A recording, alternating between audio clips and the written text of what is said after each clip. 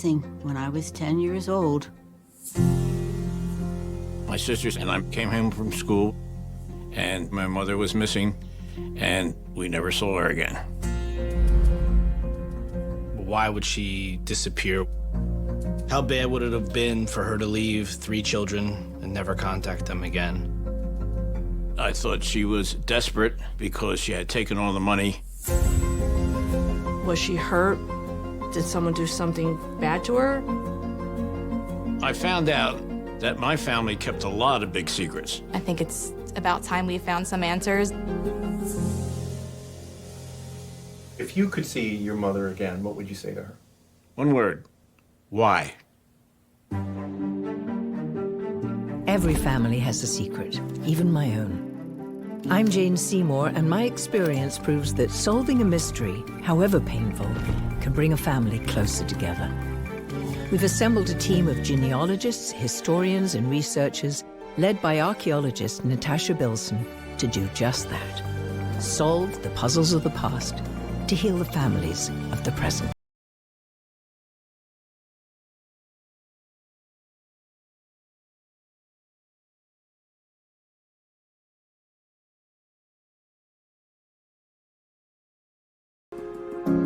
There might be no closer bond than a mother with her children. I can't imagine having that bond torn apart in an instant without reason or explanation. To a child, that would be incomprehensible and indelibly change the course of their life.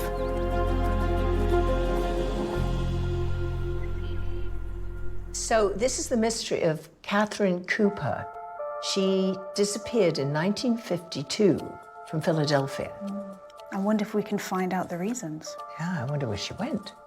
A woman leaving her 3 young children behind. I think it's fascinating. I'm a mom, I have 4 kids. And as a mother, I cannot even conceive of leaving my children. So it had to be something major. There are so many theories. There are theories that maybe she was on drugs, theories that maybe there was an affair, maybe there was blackmail. What happened to that woman that made her make that decision? Finding out the secrets of the past, there's an enormous amount of healing that can be done. We're going to need specialists who can deal with DNA, then genealogists to decipher the family history.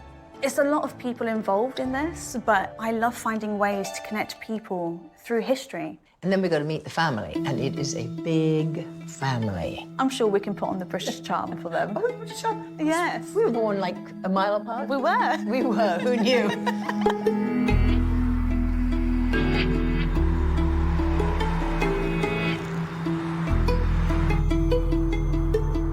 One thing I've learned already about being in the States is that there are a lot of highways. Wow, if you want a divorce, $499. A divorce center? Did not know that was a thing.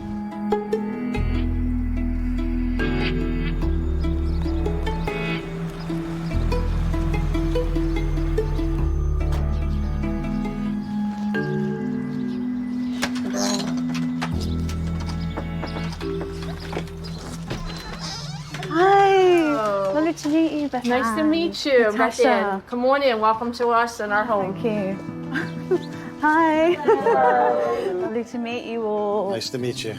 So, Natasha, and I brought some gifts. I thought, why not have some British treats? So I hope you like it. So we got some biscuits, some chocolates.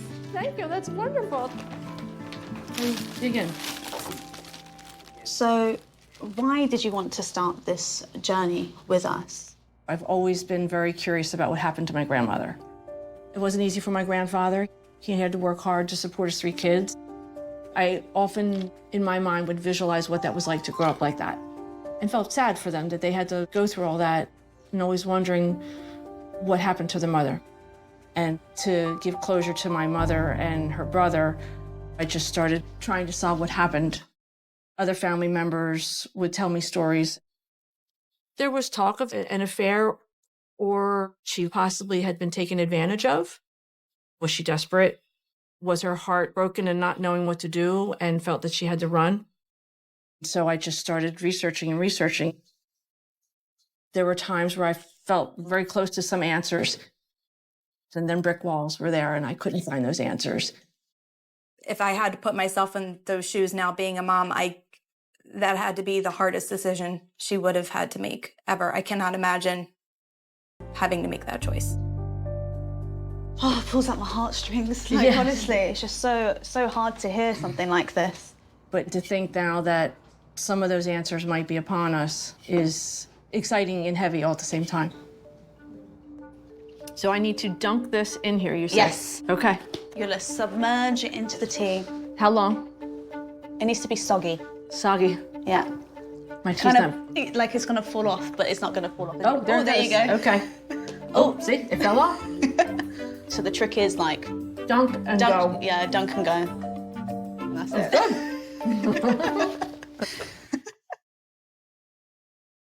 To start our investigation, we submitted samples of the family's DNA for testing, in case there were children born outside of Catherine's marriage.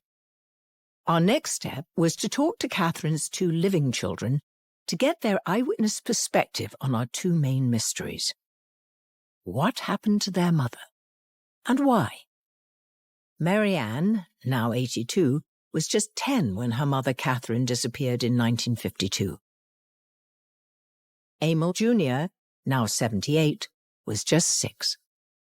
Their older sibling, Kitty, died in 2011.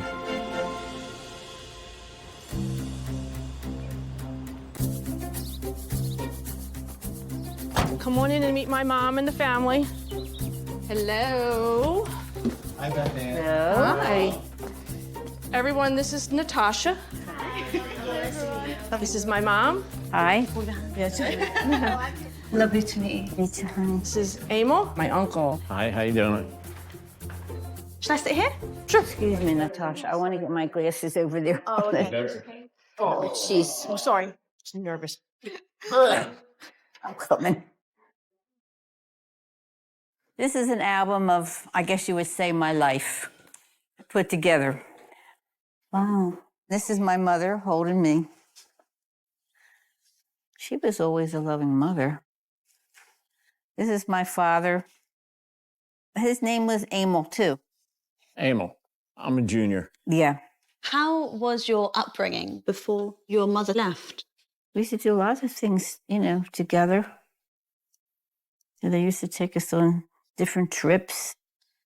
Is this your family home? Yes, Philadelphia. We lived on 5400 Marvine Street block. They were all row houses, and they were mostly working class. And my mother was home, but she just did domestic work. She would clean houses for different people on the block. We were starting to get a picture of the Cooper family before Catherine's disappearance. The time was the 1950s, an unforgiving era when conformity was the watchword and any kind of deviation from the norm could be punished. Sex outside of marriage was taboo, especially for a Catholic family like the Coopers. Abortion was illegal, and for Catholics, a mortal sin. Women overall were second-class citizens. The pressure to assimilate must have been especially immense for immigrant families like Catherine Cooper's. Her parents, John Flick and Mary Wendell, arrived in America in 1912 and gave birth to her 2 years later in 1914. On my mother's side of the family, my grandfather was in the Austro-Hungarian Navy, and he came to New York one time. He liked it so much, when he got out of the service, he brought my grandmother over and moved to the United States. And my father grew up on a farm in Germany. He only had a 3rd grade education, and that's why we came here. It was 1929. My father and August, 2 brothers, they were going to come over to the United States, and my Uncle August chickened out at the last minute, so my father came over by himself. And then August came over the following year with his daughter, Elsie, and they settled in Philadelphia. This is my father's passport, and that's what it looked like. It does say Bavaria, He escaped in 1929 before Hitler took over, and they were very afraid to be German during the war. People know they interned the Japanese in the United States, but they also interned the Germans in camps out west if they thought you were a Nazi. My father was always afraid that they would come and take him. He was ashamed to be in Germany. He never went back. While the family's German heritage could be important to the why of this mystery, it shed no immediate light on what exactly happened to Catherine Cooper in 1952. And this Oh, is here you go. there. That's her Last picture of my mother before she disappeared. Yeah.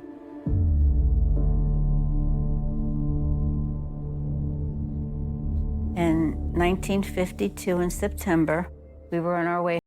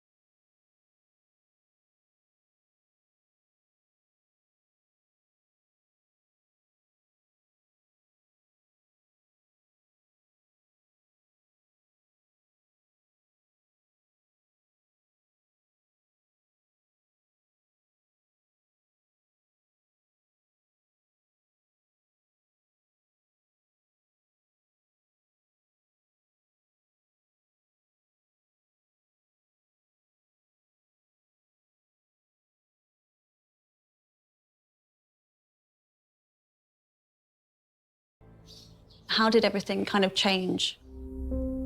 After Mother left, my father, he didn't talk. He went into a shell. And he worked a lot, usually worked the 11 to 7 shift. We were alone a lot. We grew up fast. Yep.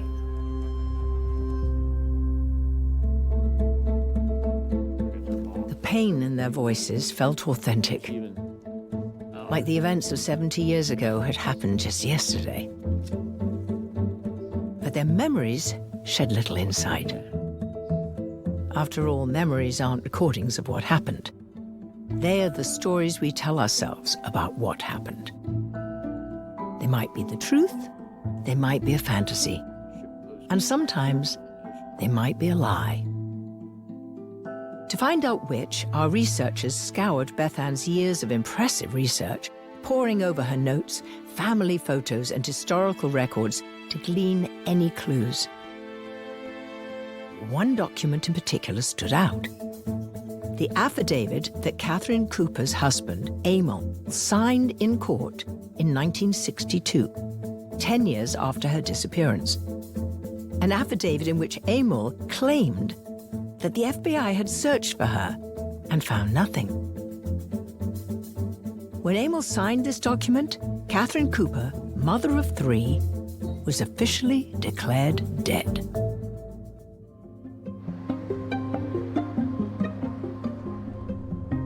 So Beth Ann, you mentioned to us that following your grandmother's disappearance, your grandfather, Emil, put in an FBI and Philadelphia police inquiry. Yes. Right, so through the Freedom of Information Act, we've been able to open the file, Okay. which you were not able to do. And what we have determined is that there is no evidence of an FBI inquiry. Okay. Gotcha. So the fact that we can't find any information, there's no newspaper clippings or reports to say, to even mention your grandmother's disappearance. So this is like opening a lot more questions for us. So if the FBI and the Philadelphia police had no record of any investigation into Catherine Cooper's disappearance, and there were no newspaper articles about it, then the chances that she was a victim of a crime seemed very small. And suddenly, this seemed less like a mystery and more like a secret someone was trying to keep. 10 years after she disappeared, there's a declaration of death. Yes. Everything was in half of her name, all the bank accounts, all the money and all that. So in order for her not to come back and take all the money again, my father had to declare her legally dead, so her name would be off all that. Both the mortgage and title of the house. This was progress. If the affidavit of death was really intended to strip Catherine of any claim to the house, then clearly no one really thought she was dead. Especially her husband, Emil Sr. That just left one other option, that she ran away. Do you have any theories behind her motivations? Some people think she was on drugs. That's what I think. She was on drugs, the way the money was squandered out like that. Pain medication they talked about. Right. Pain medication. I remember going to the park, and we were little, and she handed a man an envelope, just that. Was a stranger? Yes. I thought, well, maybe somebody was blackmailing her. Either that or she was pregnant. What we were told later, that she was having an affair with my uncle, and that maybe somebody was blackmailing her so my father wouldn't find out. With the theories around this affair, is there anything to back it up, or is it just speculation? Well, after my father died, there was a cousin, Elsie, that told us my mother was having an affair with my uncle. And based on what Elsie said, because when Elsie questioned her father, August, he didn't say no. He said, basically, we won't speak of it. So he didn't deny that there was a relationship. And they never talked for years. Right. My father, after that, did not talk to August for years. So did they stop talking following your mother's disappearance? Yes. Well, like I said, our cousin, after my father died, said that my uncle claimed that I was his son. I don't know. Who was my father? We now knew that Catherine didn't die in 1952, and that the rumor of an affair had shaken this family to its core. And suddenly, the DNA tests we asked the family to take were critically important. They could reveal the truth, but the results weren't ready yet. So we focused on our next key question. If Catherine ran away, where did she go? After all, people don't just disappear. So in more recent years, you started to go back into the genealogy aspect. I think, Beth Ann, you started trying to trace your family roots and solve the mystery. I started poking around in like the mid-2000s on the computer, but it was an unknown territory to me. And how do I even begin that? And it wasn't until Joe Wexelberger, an extended family member, contacted us to tell us that, I think that your grandmother didn't die. He said, it appears that Catherine Cooper assumed a new identity as Kay Hale in Chicago. I couldn't believe it. You know, that she could have been alive. I don't believe it. How could she leave 3 children and a husband and never contact them again? Something, if it was her, drove her away that was so bad that she couldn't stay. Now, since we were getting to the heart of the mystery, I wanted to talk to Beth Ann myself. Hi, Beth Ann. How are you? How are you? I'm good. Good. So tell me about the bombshell of the Kay Hale revelation. Did it make you emotional? yeah, it did. Knowing that she could have had a whole other life out there, I just felt driven by wanting to know those answers. And my mother, as I shared with Natasha before, my mother had said that had she known that her mother was out there, she would have gone there and told her that she loved her and forgave her. And that has always amazed me and stayed with me and drove me to wanting to find answers, and started steering us over to Chicago, where we were trying to find some more factual things, and we found her Social Security record. What Beth Ann found was a 1952 Social Security card application from a woman named Kay Hale. This application was filed just days after Catherine Cooper's disappearance. The birth dates for Kay Hale and Catherine Cooper were the same. February 24th, 1914. And the mother's names were the same too. Mary Flick. And the father's first names were the same. John. So do you think it's technically possible? We weren't sure, and every time I tried to find out whether it was in the Philadelphia side of the mystery of her disappearance, there were so many brick walls. But how could a Philadelphia mother of three disappear one day and seemingly reappear 1,000 miles away in Chicago with a new identity and a new job the next? So our team scoured Philadelphia court records, train schedules, and help-wanted ads, trying to put the pieces together. And they fit. On September 23rd, Catherine Cooper could have boarded a Chicago-bound train in Philadelphia, perhaps the Baltimore and Ohio's Capital Limited, and during the 18-hour ride, she might have seen this job ad published that same day for a tray girl in the Chicago tuberculosis clinic called the Fresh Air Hospital. To get the job, she would have needed a Social Security number. And the moment Catherine Cooper filled out that form, she could have become Kay Hale. How has it affected your life, trying to solve this puzzle? We've been trying all these years to find out if that indeed was her.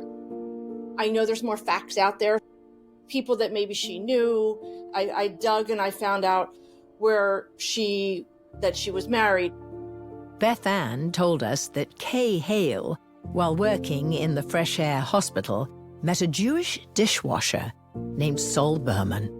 When they married in 1954, Kay Hale changed her name from Kay to Catherine. Searching for information out there was very hard because we had to prove that we were her next of kin or family, but that's what we were trying to prove. So it was hard to get people to give us information. So now the challenge is, can we prove that Kay Hale is Catherine Cooper? And if so, why did she flee? To solve this mystery, we needed to pivot from Philadelphia to Chicago. Through some old-fashioned sleuthing and the telephone book, we tracked down Kay and Sol's known addresses in Chicago. In those buildings' lobbies, we posted flyers, hoping someone still living there remembered them from decades past. We checked the local Catholic churches and synagogues, too. Nothing. We needed help. So we called Ray Johnson, a retired Chicago police officer. So, Ray, tell me, in your experience, have you ever seen a case like this? I've been doing genealogy work for about 30 years now. I was doing it while I was a police officer. I've seen it similarly, but the first time I've seen someone declared dead. So that makes it really interesting and a little bit more difficult. Where do you start? Well, one thing that would help a lot would be to get the death certificate. Beth Ann was having issues with trying to show the Office of Vital Records that she was, in fact, the daughter of Catherine Berman. And there are always clues, right, in death certificates? Yeah, it might be a little handwritten note in the corner, or there's always somebody who's providing the information on the death certificate. Every tiny little detail means something. While Ray tries to prove that Catherine Cooper is Kay Hale, Natasha met up with Beth Ann's kids to see how the rumors of Catherine's affair affected them, and see how the family was faring while they waited for our DNA results. I'm curious, how has this family secret impacted you guys directly? I think now, having a family of our own, it kind of puts it into perspective even more, like just how drastic of a thing this is. You know, we've watched my grandmother and her brother kind of ask so many questions of why, how, when. Is my mother still around? It's a big burden to carry. At that age, You know, 70 years, you build a narrative for your life, and at their age find out that maybe it's not true. You may not understand why she left, but in the end, it may have been in the best interest of her family. I really do believe that, yeah.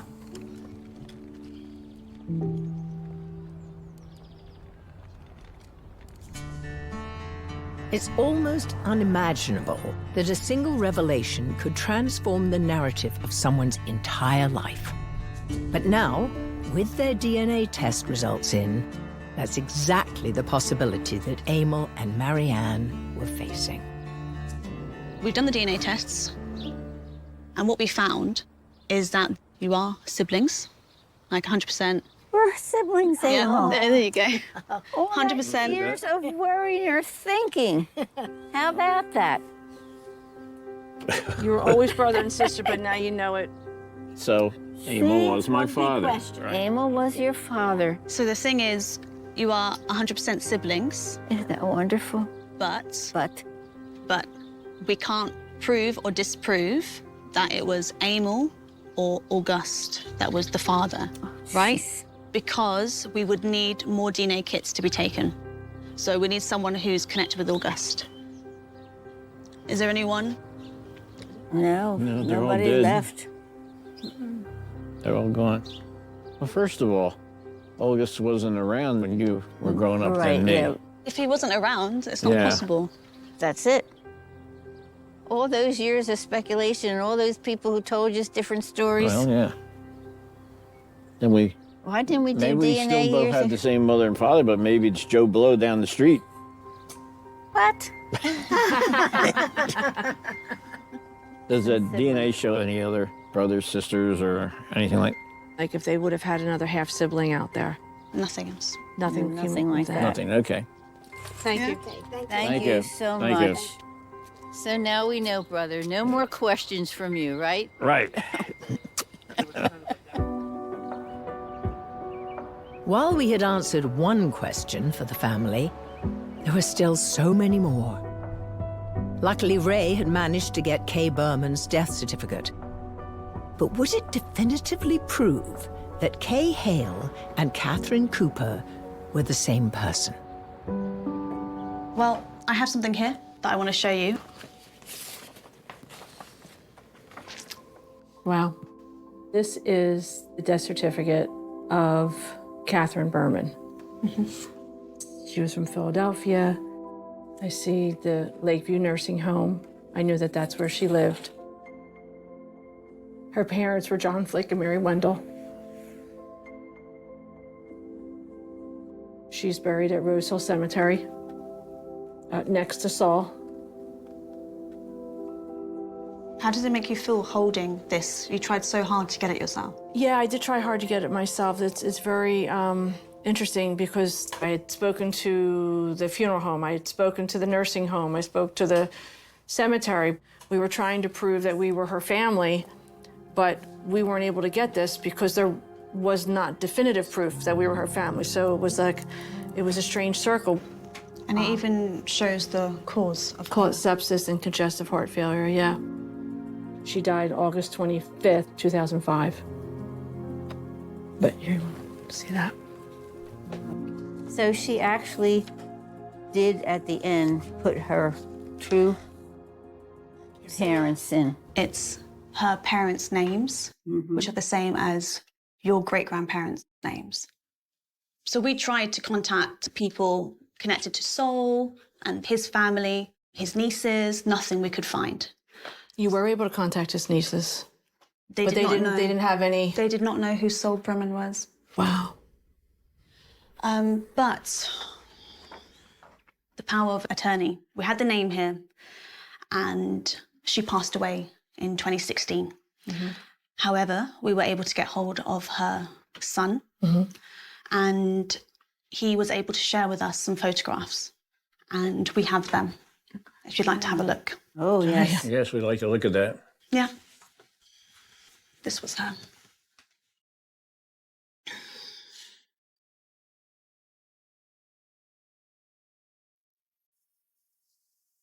Could be. I mean, her hair is different, but I mean, it obviously was decades later. When she went out there, maybe she dyed her hair or changed her hair. So another one, side by side, black and white with a colour photo. How did he have all these photos? His mother was the power of attorney, Yes. and they were friends. So he grew up knowing Catherine and Sol. People change over time. I mean, you're talking, she lived till she was 91, 1952. How old was she in 1950? 39. 39. So, yeah, everybody looks different in 50 years. The son of the POA would be happy to speak with you. Mm-hmm. Great.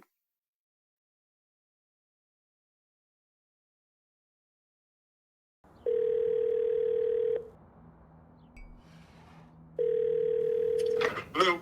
Hi, this is Natasha. Thank you so much for taking the time out to speak to us. Not a problem. I'm just in the living room with who we believe to be Catherine's children and grandchildren. And they do have a few questions. Sure. Can you tell us how you and your mom knew Catherine Berman? My mom, Pauline, worked at a nursing home, Carmen Manor, and Kay also worked at Carmen Manor, and that's where they met. And they became very good friends, and she became very good friends with with our family. This is all a major surprise to me. I mean, I didn't even know Kay had children. Okay. I mean, Did she ever speak of a life in Philadelphia? no, I don't think she did at all. Could you describe Kay as you knew her? Kay was a very sweet lady, about 5'4", sandy blonde hair. Did she ever have dark hair, or was it always look like blonde? It's hard for a man to answer, right? Yeah, it's a tough one. You might have stumped me a little. Did she ever associate with any other family? She had some friends in the building where she lived. As far as other families, I don't know. Okay. Did you know Saul? I did.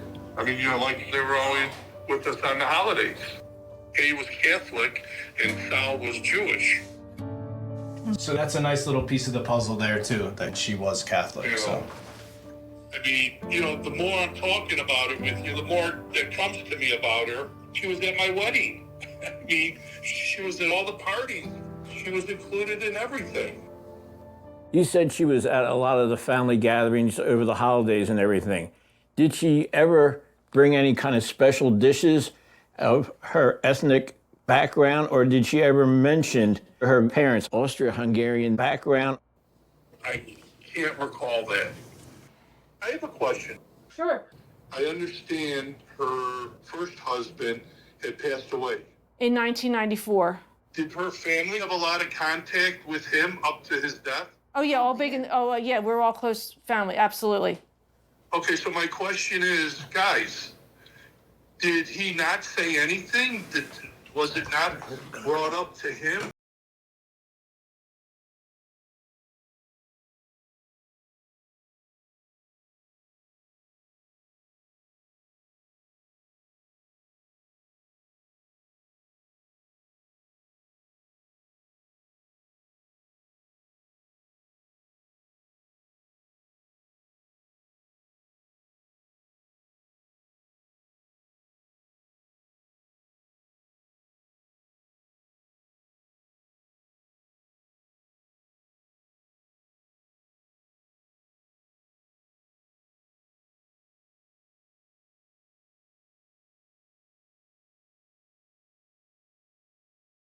Here. I hope whatever we find out gives you guys some closure. We appreciate all your help. Thank you. Thank you. Bye, guys. Bye-bye. Bye. That was very nice of him. He doesn't know us. No, it was very kind of him. To me, it even points more to her because she had no siblings, she had no family associates, She had nobody over for the holidays. It was family. She was an absolute, just like single person with no past. Yeah. Well, all indication from the death certificate. And the pictures matching, apparently matching. Right. And like Todd said, she just kind of appeared. She disappeared and she appeared. Are you still skeptical? Or do you believe all this is done? I'm not skeptical because it's more information pushing to that gavel saying yes. Well, we showed the photographs of what you had versus the most recent photos to our criminal investigator in Chicago, and they think it's the same person. They do think it's her. Yeah. Yeah. I like to believe that's her. Yeah. I would ask her not only why, and I'm very mad at her, because she ruined our lives and my father's life, changed it all. So I can forgive people, but I'm still mad at her.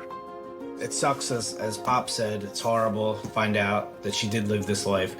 Why? Maybe the pieces will come together in coming months or whatever, but all things point to that it's her, and nothing really points that it's not. I've dropped a lot of information on all of you. I'm going to let you all digest that. I'm going to take what we have, I'm going to meet up with Jane, and we're going to discuss this a little bit further. Sure. And then call you back. Okay? Yep. Thank you. Right. Thank you. Thank you. I'll see you. Thank you. Yeah? Tell her we're all fans of her.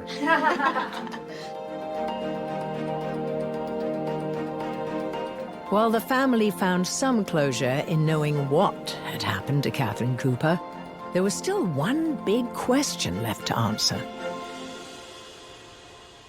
Do you have any clue as to why she did it? Because that would be the interesting thing to me. Well, they did have their DNA tested, and the results came back that there were no half-siblings. But that only counts the half-siblings that also had their DNA tested. So there definitely could be another half-sibling still out there. Is that what you think? Yeah, so my gut feeling is there was probably an unwanted pregnancy. Because she chose not to have an abortion, she couldn't, stick around, because people would obviously notice. So I think she actually left in order to have the baby and put it up for adoption. Adoption records are sealed in Illinois, but a little known fact is that prior to the 1960s, adoptions had to be published in a newspaper in Chicago, and it was a very small newspaper, and it was called the Chicago Daily Law Bulletin, and it was only put out to lawyers and judges, actually. And prior to the 1960s, the adoptions and the petitions that were filed for the adoptions had to be published in that newspaper. But since there's no index, it's kind of painstaking because you have to go through the years when you think the adoption could take place, but you have to go day by day and check for any of the names that she may have been using at the time, whether it's Hale or Berman or Wendell or Flick or any of the other family names. So it is a painstaking process, but like all good mysteries, if you really want to solve it, you have to put the work in. I think at the end of the day, we all just want closure for our family, especially our grandmother and then our Uncle Emil as well. The thing is, we can't control what the answers are, but that doesn't change who we are and the family values that you all have. So I think whatever happens, we will find closure from this. Yeah. What do you want to say? A trauma like Catherine Cooper's disappearance might have broken most families, but clearly they made this one stronger. Strong enough to handle whatever Ray had been able to find in the Chicago law libraries. Now that you've had a chance to think about all of this, what do you think? What do you believe? I believe that Catherine Cooper, their mom, my grandmother, did go out to Chicago, and she had a different life out there. It's hard to believe that she was alive after all this time. I'm getting more convinced, but the big question is, how can a woman leave 3 children and a husband penniless? I mean, we almost all wound up in an orphanage and just disappear like that and never hear from her again. It's unfathomable. but mercifully life went on and you went on to have beautiful families. And now hopefully this program's giving you a little more insight into the mystery. So we have Ray Johnson on the call, who helped us get the death certificate of Kay Hale. And he's actually got a bit more information for us that he'd like to share. Hi, Ray. Hi, it was nice. It's nice finally meeting you. So the question was, why Chicago? I mean, it was known as a place for people to go, unwed mothers, so that could be part of it. My inkling is that there was an unwanted pregnancy, that she probably put the child up for adoption. And of course, you have to look at all the different names that she may have used. And I've managed to go through all of, well, from September when she went missing, September 52 through 1953, and came up with the baby that had the last name Wendell. And that stood out because that was her mother's maiden name. Wow. The next step would be to try to possibly reach out to each of the individuals, try to clarify some information, and of course, if they were willing to take a DNA test, that would finally put it to rest. The big question is, what do you guys want to do about this information? I still feel very driven to finish the story. I would love to learn if the pregnancy did happen. There's a lot of questions I still have. And so the more answers we can get, the more it would clarify it. I would love to know as much as I can before I leave this earth, because then when I pass on, I guess then I'll know everything. Beth Ann, Emil, Mary Ann, and their families are incredibly brave. Because answering one troubling question may just raise another, more difficult one. But with some luck, we know they'll find the truth they seek. Together. Father, Willie, who's 99 years old, was born in Mississippi. He was raised by his paternal grandmother, Sarah. He went into the Navy during World War II. While he was away in the Navy, she passed away. And he does not know when or where she is buried, and so it's like she just disappeared. My name is Willie Shane White, and I am 99. I feel like I failed my grandmother, Sarah. It may have crossed my father, Willie's mind, that Grandma Sarah had been maybe accidentally killed. These things keep bothering me. It keep on my mind, keep on my conscience. I wish I could relive this, and I wonder, could I be better? When you have these unresolved parts of your life, especially related to your family and the losses. I'm gonna be honest, it's just so hard. For him, perhaps, to leave this world, not having any of those answers, would be totally devastating. Every family has a secret, even my own. I'm Jane Seymour, and my experience proves that solving a mystery, however painful, can bring a family closer together. We've assembled a team of genealogists, historians, and researchers led by archaeologist Natasha Bilson to do just that. Solve the puzzles of the past to heal the families of the present.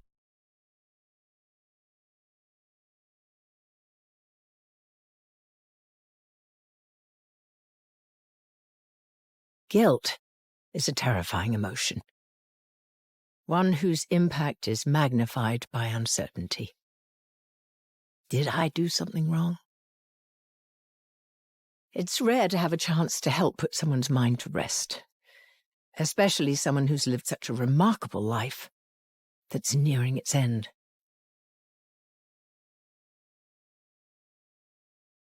Okay, Natasha, it's going to be a good story. It's really interesting, and I cannot imagine the life he lived. Willie James White, 99, born in Yazoo City, Mississippi, 1924. And his mom died when he was 3? Yes. His grandmother, Sarah, took care of him. So she's the one we're following, is it? This is the real family mystery that Willie has, that he wants to know where she is. Where was she buried? When did she die? And even how? Do we have pictures of her? No, there are no pictures of Sarah. No pictures, but his granddaughter Donna, right? She's the one that wants to solve this for him. You can really see that this is now Donna's mission. She wants to find out what happened to Sarah for her grandfather Willie before he passes away. Ticking time clock. Being able to trace back family roots for African Americans is really difficult. There's not a lot of historical records, so we have genealogists who specialize in this field alone. We have a lot of challenges ahead of us, but I think we're ready for it.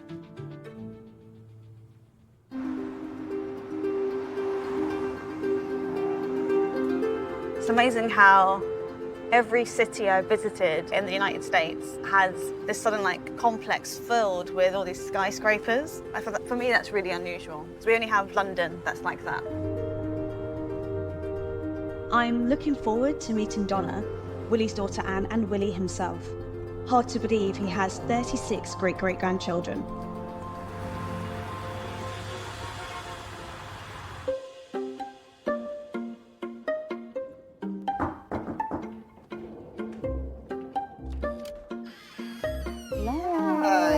Lovely to meet you, Natasha. You too. I'm Donna. Lovely to meet you, Donna. Come in.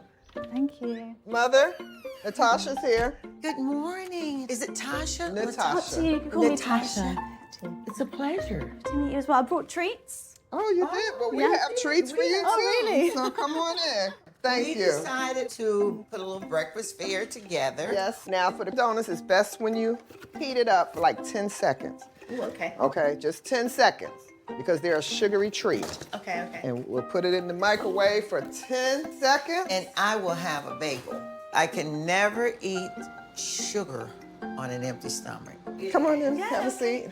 Is the toaster work? Yes, Mommy. Thank you so much. You're so welcoming. So where are you from originally? From London. Oh, from London? Yeah. I lived over in England. I was in the military, in the Air Force. Oh. And I lived over in England. I was stationed at RAF Greenham Common with the missiles. I went to London, but I didn't get to experience all of Europe like I wanted to. Here, Mommy, I'll let you sit here. The donut is so good. Warm. I mean, I've nearly finished it. So, I'm just wondering, with your father and your grandfather, Willie, his story, it's a really big part of your family. Yes, so I was born and raised in New York and then went in the military. When I got out, and my parents at the time were here in North Carolina. And so I came and I lived here, and then my grandfather got really ill and he was in Oklahoma. And so I went to Oklahoma to take care of him. And during that time, he talked more about his life, that his mother had passed when he was young. He was raised by the grandmother. And, you know, he just always talked about wanting to know more. And so I found just about everything except for where his grandmother is buried, which he keeps reminding me. I can really feel that it's been on his mind. He's like 99 years old and he still asks for his Yes, grandmother. he does. That's all he would talk about. He always would say, if I could just find out before I die more about my grandmother, he said, I would die a happy man. So, what story has Willie told you about his grandmother and the last time that he saw her? And why is it such a mystery? While he was away in the Navy, she passed away. He does not know when or where she is buried. I cannot find any records of her after 1940.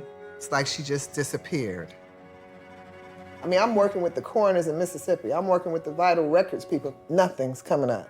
So my grandfather, Willie, had an uncle named Jim. And so some of those relatives, when I talked to them, had made mention that Jim accidentally killed a woman. But then after that, they won't take my calls. So I don't know if they're trying to hide something about what happened to her. I'm hoping somehow accidentally there was not some sort of scuffle with Jim, her son, and she ended up, you know, getting killed. Willie's guilt about his grandmother, Sarah, came into focus for us now. In the absence of facts, he and his family had been assuming the worst, that Sarah might have been killed. But Was there any truth to it? To solve this mystery, the first thing we had to do was find the last evidence of Sarah being alive.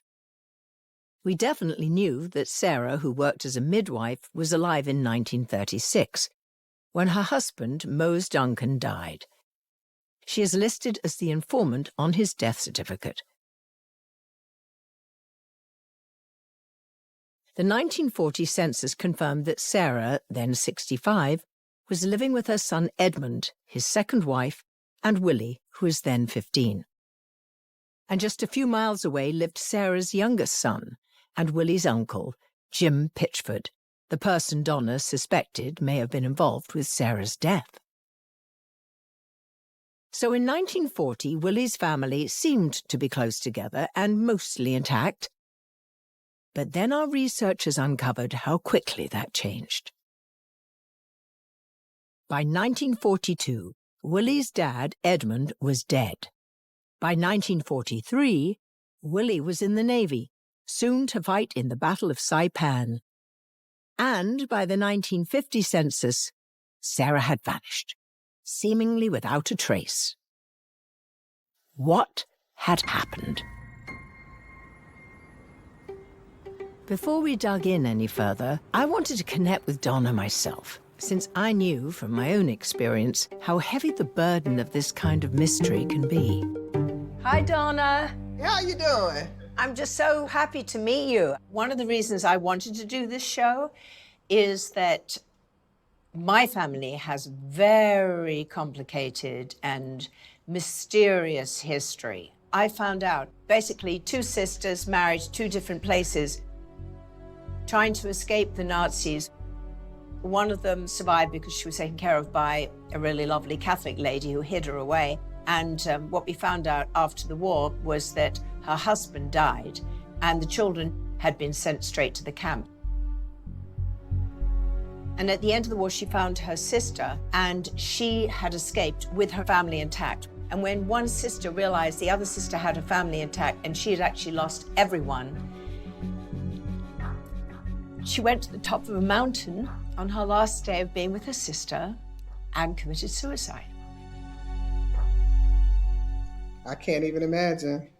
I myself, am struggling with trying to handle those emotions when it comes to Sarah, just with everything, the suspicion and the mystery. Was she killed for money?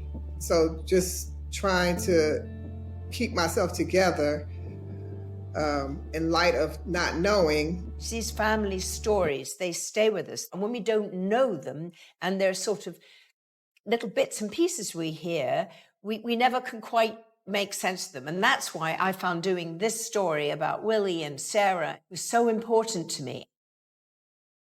So tell me a little bit about Jim Pitchford. He's a relative that you think might have been involved? Jim Pitchford is Willie James, my grandfather's uncle. That would have been Willie James' father, Edmund's brother. And Jim Pitchford, when my grandfather was in the military, when he got out, he was made aware that Sarah had passed, but nobody told what happened to her. And so it kind of infuriated my grandfather because everybody kept acting like Sarah didn't exist. They tried to make it seem like, because of course it was my grandfather's age, that he didn't know what he was talking about. There is no Sarah. Donna was desperate for answers, and we knew that Willie's Uncle Jim was the key. But we also knew how hard it would be to solve this case. After all, there's one universal truth in genealogy. You are what you own. If you're poor and you don't own much, there may be very few property records, like titles or deeds or wills, to track you by. And Sarah, Willie's grandmother, was clearly poor. She lived in one of the poorest places in the country, Holmes County, Mississippi, the heart of the Mississippi Delta, nestled between the Mississippi and Yazoo rivers. It's a region known for cotton plantations, the Ku Klux Klan, and a history of racial violence. Against this context, we knew we faced an uphill battle to find out more about Sarah or her son Jim. But helping families answer these tough questions is exactly what we're here for. So as an archaeologist, is that something you just wanted to do or was in your family? What made you? I had never met an archaeologist before when I knew I wanted to do it. All my family, in their own way, is really interested in history in some sense. But for me, I found history as a way to connect people. While our research team scoured Mississippi courthouses, libraries, and churches for clues, the most important thing we had to do was meet Willie himself to see if he remembered anything else that could help us. No, I'll take this. I'll take this. There we go.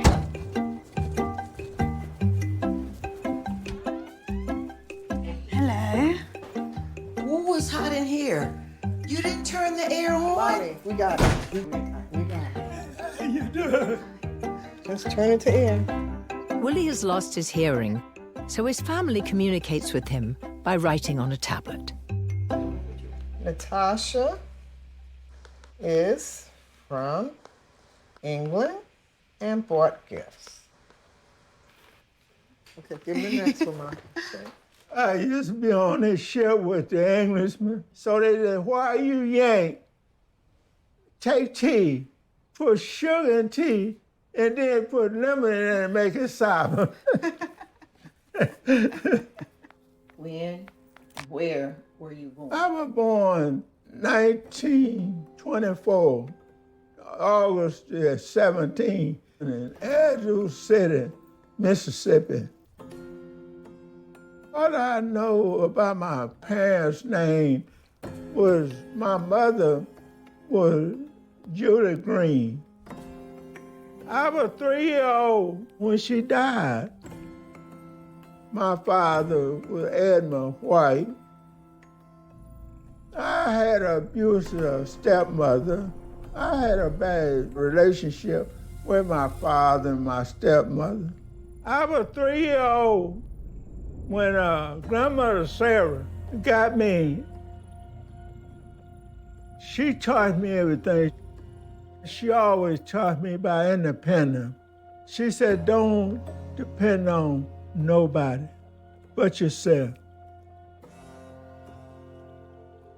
When I was growing up, Afro and Milton could not go to school, so I had to work in the field, what people call sharecropper. So I chop cotton, I pick cotton, I raise hogs, I raise cattle. We had people to ride over us, making us work. Didn't get no pay. I would still get picked up from work and put in jail. Not charged, but I would still get picked up. Why? Because of my skin. They treated us like we were still slavery, in slave time in Mississippi. So I tried to put myself in a position where I do not have to go through that. So the Navy gave me a better chance. It wasn't the best of life, but it was better than the life that I came from. At least I wasn't in jail. What is your last memory of Sarah? I went in the service. I made out an allotment for my wife and my grandmother. So from that time on, I didn't come home much because I always went to my wife. I didn't get a chance to see my grandmother, Sarah. When I got out the service, I didn't go to Mississippi no more. My uncle children told me themselves that my uncle used my grandmother's money that I sent her. But nobody told me that she had passed or when she had passed. See, nobody. Everybody was quiet. There's something missing there. You know, like they hiding something or what. That's my main problem. I want to find out, when did she die? The urgency in Willie's voice moved us, but we knew the answers to his questions would have to wait at least until after lunch. Oh, it's 12. Okay. Yes, lunchtime. Come on. So physically fit. He's a big eater. Food is a big thing to him. Oh, wait. Oh, he moves so fast. Oh, you gotta catch him. I can't. Okay, tell him to wait. Yeah, tell him to hold on. Tell him to come back. Yeah, he moves much faster. quick.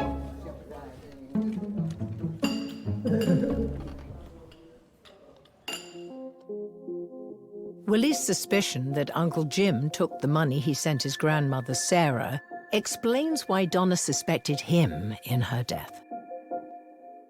But it also offered us a valuable clue. It suggested Sarah may have been living with Jim. When we looked, it fit the historical pattern. Ever since the 1900 census, Sarah had lived with one of her sons. And once Edmund, Willie's dad, died in 1942, it made sense that Sarah would move in with Jim, her last living son. So, if we could find Jim Pitchford, we might find Sarah. But to our surprise, there was no record of Jim in the 1950 census either. He had vanished too. The only trace we found of him was the census listing for his wife, Mattie, now designated as a widow. Every thread we pulled at seemed to lead to another brick wall, and the pressure was mounting.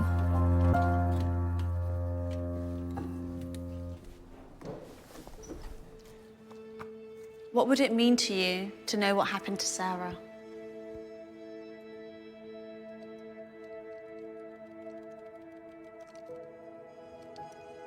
I know I'd be a happy person.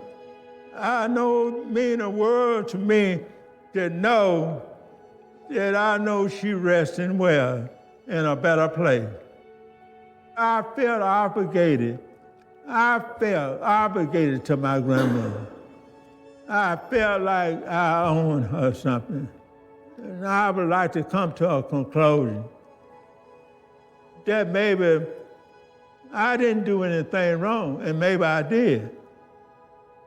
See, maybe I could have checked on her better, or maybe I could did something to keep from going through this. Oh, it mean a lot.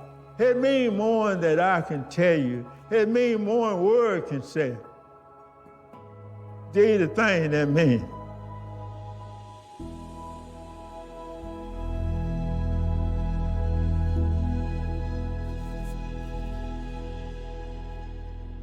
I'm okay. You're okay, then. Willie's tears proved one truth about family mysteries that I had already learned myself. The only way to escape them is to solve them. And to solve this one, we needed to find out more about Jim Pitchford, Willie's uncle. Since we had hit a brick wall in the 1950s, we dove deeper into the past, into the very origins of the Pitchford family line. We built out the Pitchford family tree, hoping to find any kind of clue. What we found surprised us so much, we wanted to share it with Donna right away. Well, you know, Donna, we feel like your family to us. It brings me to a question that I have. Jim Pitchford. It occurred to me it's a very English name. So it's really interesting. When you mentioned the name Pitchford, I wanted to see if there was a connection with England, as there are a lot of Pitchfords mentioned in indentured servant immigration records.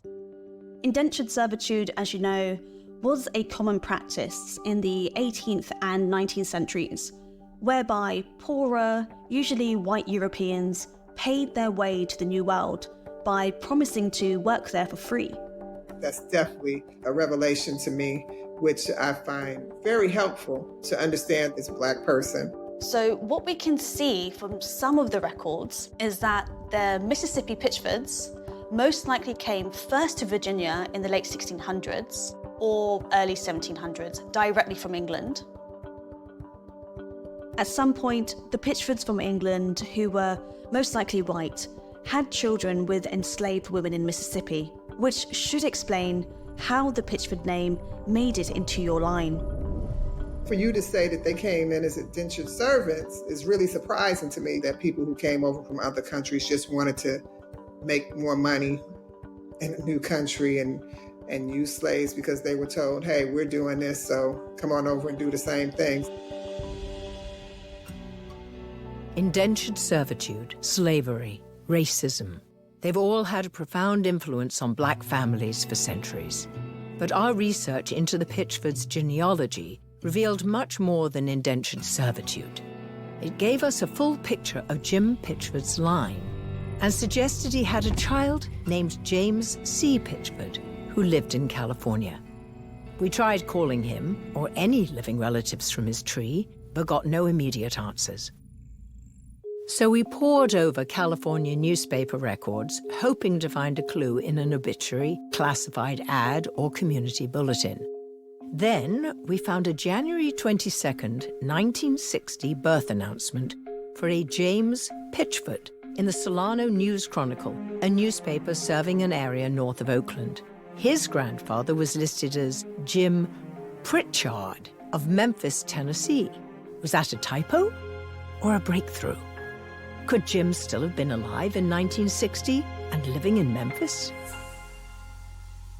While our genealogists retargeted our search around Memphis, Natasha headed over to a local plantation in Charlotte, hoping to better understand the world Sarah and Willie grew up in. And perhaps glean some additional insight into why this mystery was so hard to solve.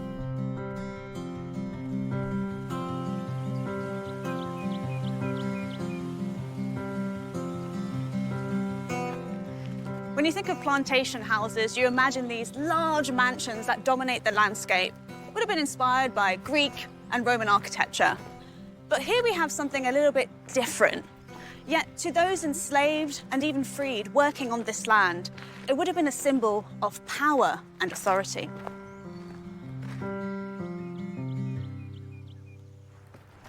Good morning. Hello, good Natasha. morning, Welcome to historic Rosedale. Come on in. Through here was the family parlor. And this is actually where the family would have gathered to spend time together and have their meals. Do you know where the enslaved lived? Was it on site? So yes, we believe they would have lived in quarters out in the far back of the property, and I will be glad to show you. Oh, brilliant. Follow me. Let me introduce you to Margaret, who works with our African American Legacy Committee. Perfect. Hi, Margaret. Hi there. Hello. Nice to meet you. So this project, it is a labor of love to honor those people who were forcibly led here to live and work and to tell their stories in a humane way. Some of the blank spaces that you see is because we don't have any record of the information about them. Mostly it was about inventory. They were listed with the cows and the horses and the chairs and the tables because they looked at them as property. So for a bit of context, we have an individual who's 99 years old. Okay. He grew up in Mississippi, and his grandmother raised him.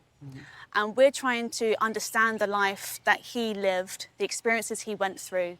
And if his grandmother raised him, most likely she grew up on a plantation. So I'm wondering, from the perspectives of his life and his journey, what do you think the conditions were like in Mississippi versus here? To be an enslaved person in the 19th century was extremely brutal. In the 17th and 18th century, it was mostly the gentry, the elite who owned slaves. But then when it came around to the 19th century, pretty much any white person could own slaves. So I'm sure it was brutal, and especially being in that deep South. A lot of people think when you hear the enslaved sing that that's because they were treated well and they were happy. No, when they were out there in the field, they had certain quotas that they had to make. So they couldn't think about how their arms were tired. They had to come up with rhythms. So you may hear her say, I'm gonna shuck this corn, I'm gonna shuck it good, I'm gonna shuck it so, I'm gonna shuck it till the husk come off. That song you just sang, was that passed down from an oral tradition? Mm-hmm. That's an old Negro spiritual, passed down from generation to generation. Sometimes I come out here and I just sing to them, come by here, my Lord, come by here. Come by here, my Lord, come by here. Come by here, my Lord, come by here. Oh, Lord, come by here. And I sing songs like that in honor of them, you know. And that particular one, for me, is special because it's calling on God to come by here for them and for me. God, I'll be honest, every time I hear you sing, I'm getting emotional. Because it's like the place that we're in, I'm actually going to start crying. The place that we're in, it's like so much pain of all these people enslaved. And Release like that. The songs that you're singing, it's like, that's pain. Yeah, absolutely. And that's what it brings up pain, but it also brings up joy. It brings up encouragement because I can hear my grandmother telling me in some of my darkest times to hold on just a little while longer. Hold on just a little while longer. Hold on just a little while longer, 'cause everything's gonna be all right. You're welcome, anytime. Margaret brought home to us the power of the oral traditions handed down by generations of African Americans. But those oral traditions can't help us find Sarah. Looking in Memphis, Tennessee, however, did. In the 1950 census in DeSoto County, the part of the city of Memphis within Mississippi, our database searches showed a Jean, J-E-I-N, Pitchford. But when we looked at the record itself, J-E-I-N was clearly a typo of Jim. So Jim was alive in 1950. He was 61 years old at the time and living in Memphis with his second wife, Alberta. But there was no mention of Sarah anywhere. Still, we knew that whatever happened to Sarah, chances are it happened near Jim. So we kept looking for traces of her near Memphis, and that's when we finally found something. The February 3rd, 1957 death certificate for a Sarah Duncan, 88 years old, living in Tennessee. But was this Willie's grandmother? And were there any signs of foul play? And if it was her, could we find her final resting place?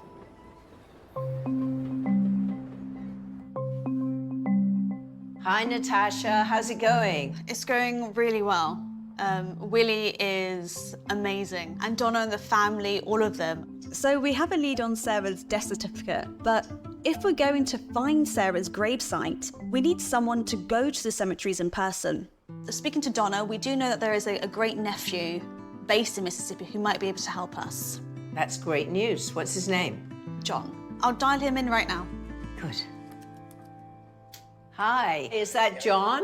Hi, yes. Hi, John. It's Jane and Natasha How you here. guys doing? Good. So, John, we were hoping that you can help us. Do you know much about his history? He's my grandmother's youngest brother. I call him Unc. We never got a chance to meet him because he was always gone. And then Unc came back to Mississippi looking more about his past. He thought all his sisters was gone, and he was so glad to finally get to see his older sister again because it'd been a long time since they had seen each other. Willie's looking for more information about his grandmother, Sarah. Do you think you can help us now? I can search out different places that you guys probably cannot get to, and that's no problem. Definitely will, definitely can.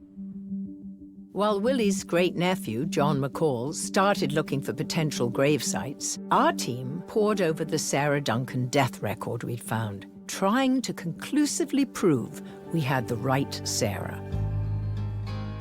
Finally, we called the family together to show them what we'd found. This is how we play the ball. No, Dallas is the youngest, so he goes first. Okay, not yet. No, move forward 11. Push it. How you doing?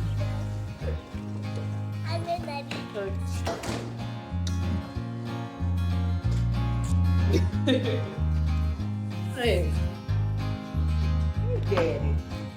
I'm sorry. Come on. Bring the fruit salad over. Okay. Now, you know, we've come to have an amazing dinner together, but I am here to talk a bit more about Woody's grandmother, Sarah. How are you feeling? You a bit anxious? Very anxious. I feel like I'm on Let's Make a Deal, and I'm waiting to see what's behind door number 1 and hoping it's $1 million or a brand new car. We're ready. You know, what's there?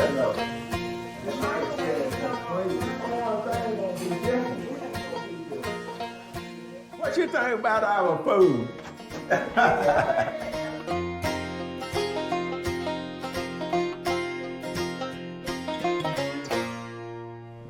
I know you've waited a long time for this. Yes. Mm-hmm. Those are my cousins. That's my grandfather's great nephews down inside Mississippi, Rick and John and John III. How you doing? I've already just pre-written some slides for Willie to be able to read. Read it to him, Mommy. To try and find your grandmother, Sarah, we started by looking at her husband, Mose Duncan's death certificate. Mose Duncan, married to Sarah Duncan. He was 69 years old when he passed, since he was a farmer, a cotton farmer. Sarah was the informant, and she lived in Chula, Mississippi. Her husband's burial was handled by the Enterprise Funeral Home Burial Association. Mm-hmm. Oh. And he was buried in the Good Hope Cemetery near Chula, Mississippi. He died in 1936, so how old I would have been? 12.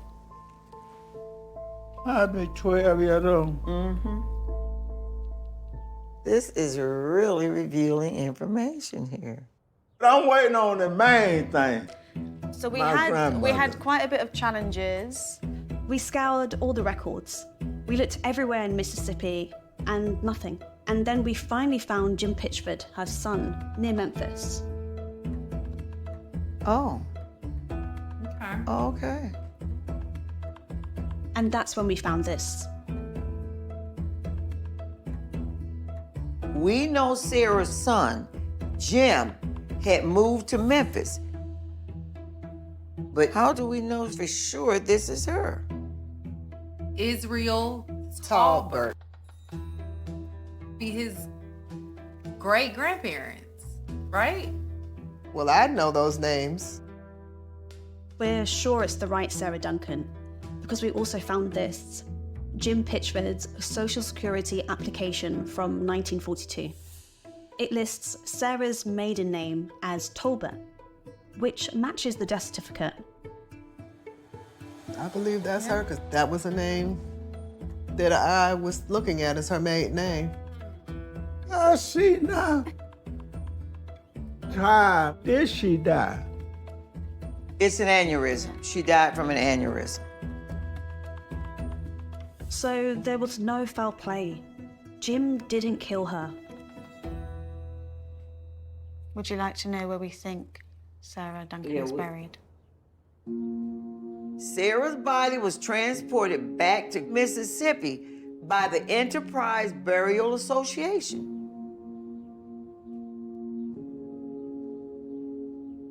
The same association that handled her husband, Mose Duncan's funeral. So your great nephew, John McCall, who's on the call right now, shot this video for you at Good Hope Cemetery. Oh. So that's where we think Sarah Duncan is buried, at Good Hope Cemetery. Yeah, that's where her son is buried. Yeah, because that's where her Edmund's son buried. is buried. Okay. That's where Edmund, your father, and we believe Sarah, your grandmother, is buried. We cannot find a tombstone or a grave marking. Nothing can be found. Now, unfortunately, this is in a time period where if you could not afford a marking, it may not be there.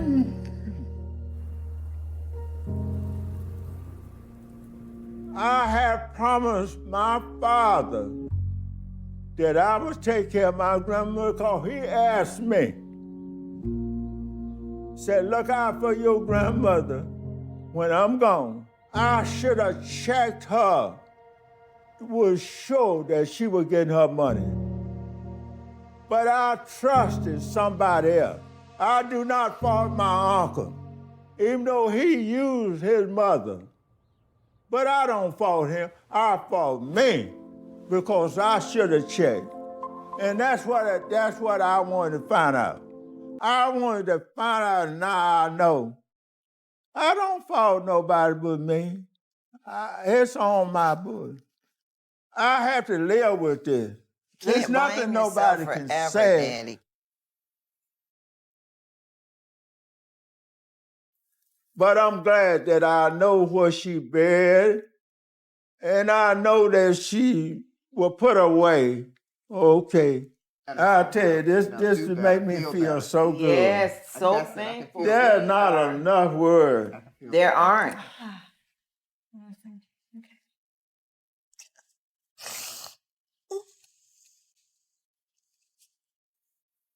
You okay? Yeah.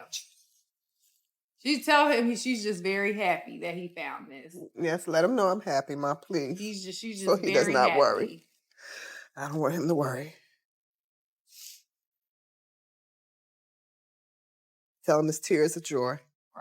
I tell you, it means a lot. And this is what I got to leave tonight, because tomorrow is another day. Tell it with joy. Yeah. I was, He wants to give her a hug. Get his walker. Yeah, thank you. When they come in. Yeah. I love you, sweetheart. I'm telling you. You too. Yeah. You too. Yeah, it's enough. I love you too, darling. And Natasha, it has been a real pleasure meeting you. And thank you so much. And y'all gotta take some of this food. We will. Yeah. Oh, thank goodness. Thank goodness. Thank goodness.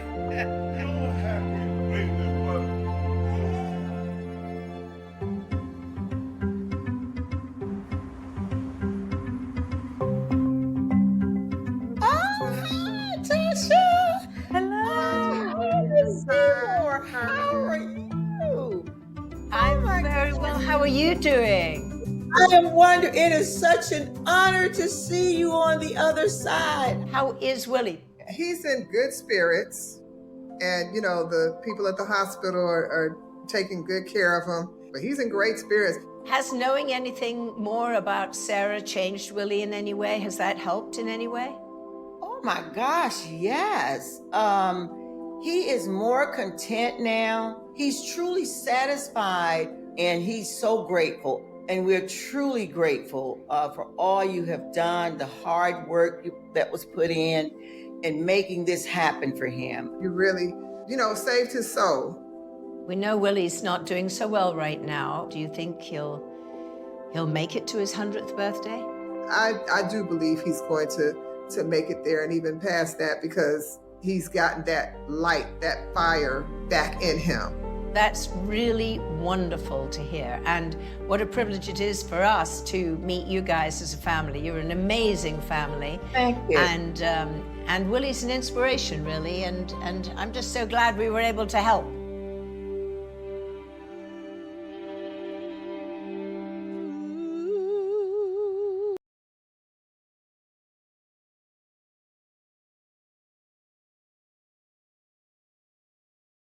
Harry Selman's daughter. Harry Selman was my daddy, and he was the fighter of all bad things. He was the backbone of our family. He was everything. We are trying to solve the mystery of who my father's birth father was. I think I know who it was, but maybe not. From the very first time that I'd heard he was adopted, it struck a chord in me. Finding out who my dad's father was will help me put to bed the questions that my dad had asked his whole entire life. Every family has a secret, even my own. I'm Jane Seymour, and my experience proves that solving a mystery, however painful, can bring a family closer together. We've assembled a team of genealogists, historians, and researchers led by archaeologist Natasha Bilson to do just that. Solve the puzzles of the past to heal the families of the present.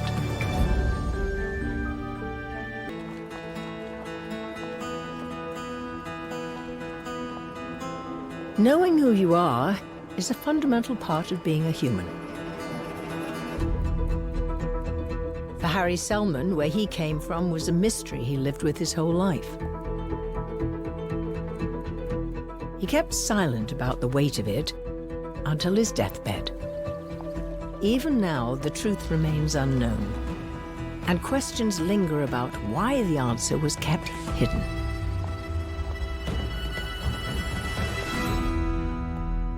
So this is a story with a lot of twists and turns and a lot of tragedy.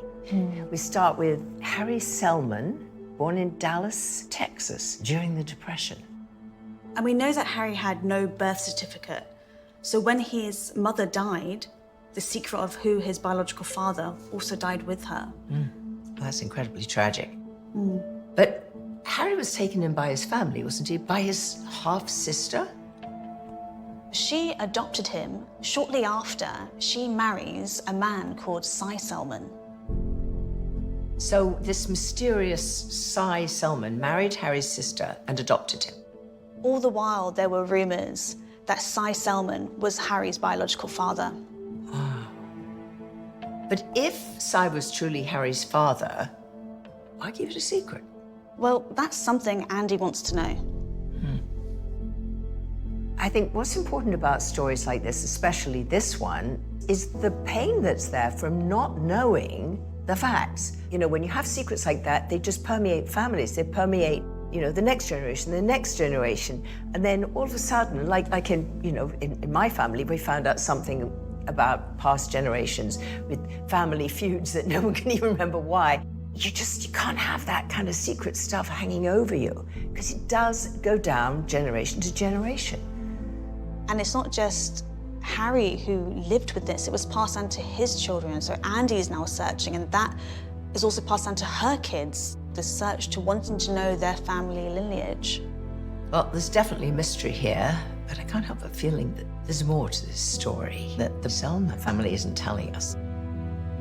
I really think that we can answer some of their questions, but the first steps to do that is for me to head over to Texas to get a bit more information. Have you ever been there? No. Oh, well, there's a first time for everything. I'm excited.